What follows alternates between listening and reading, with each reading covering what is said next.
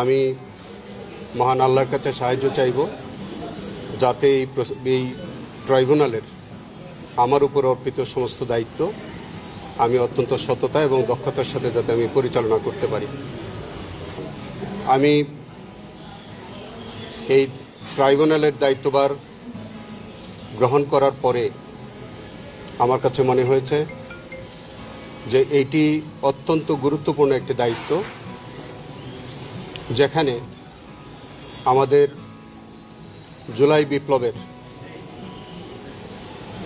যে সকল শহীদগণ আত্মত্যাগ করেছেন, পঙ্গুত্ব বরণ করেছেন, আমি মনে করি যে তাদের আকাঙ্ক্ষা অনুযায়ী যাতে এই ট্রাইব্যুনালে আমি আমার কর্তব্য পালন করতে পারি। ট্রাইব্যুনালে যে সকল বিচার চলমান আছে এবং আগামী দিনে যে বিচারগুলো যেগুলো মামলা বিচারের জন্য আসবে, আমি সম্পূর্ণরূপে চেষ্টা করব যে আমাদের জুলাই শহীদদের আকাঙ্ক্ষার অনুযায়ী যাতে আমি ট্রাইব্যুনালে আমি আমার বিচার কার্যে আন্তরিক সহযোগিতা করতে পারি।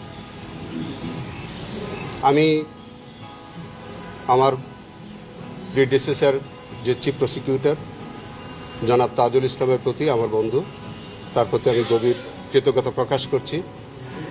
তিনি আজকে আমাকে দায়িত্বভার অর্পণ করেছেন, এই জন্য তার প্রতি আমি কৃতজ্ঞতা প্রকাশ করি।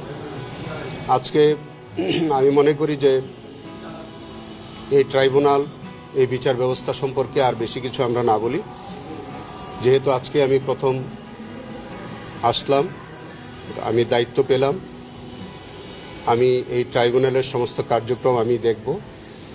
নিশ্চয়ই আপনাদের সাথে বারবার দেখা হবে, কথা হবে, এই ট্রাইব্যুনালের কার্যক্রম নিয়ে আপনাদের সাথে আমরা বারবার মুখোমুখি হব।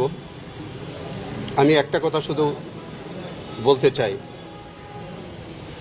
এই ট্রাইব্যুনালে যে সকল অপরাধীরা বিচারের সম্মুখীন, তাদের জন্য সুস্পষ্ট মেসেজ যে যারা কোনো অন্যায় করেনি তারা কোনো হয়রানির শিকার হবেন না, অন্তত প্রসিকিউশনের মাধ্যমে।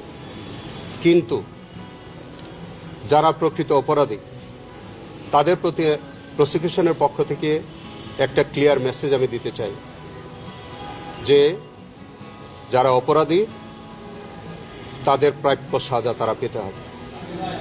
এটাই হচ্ছে আমার আজকের দিনে এই মেসেজ।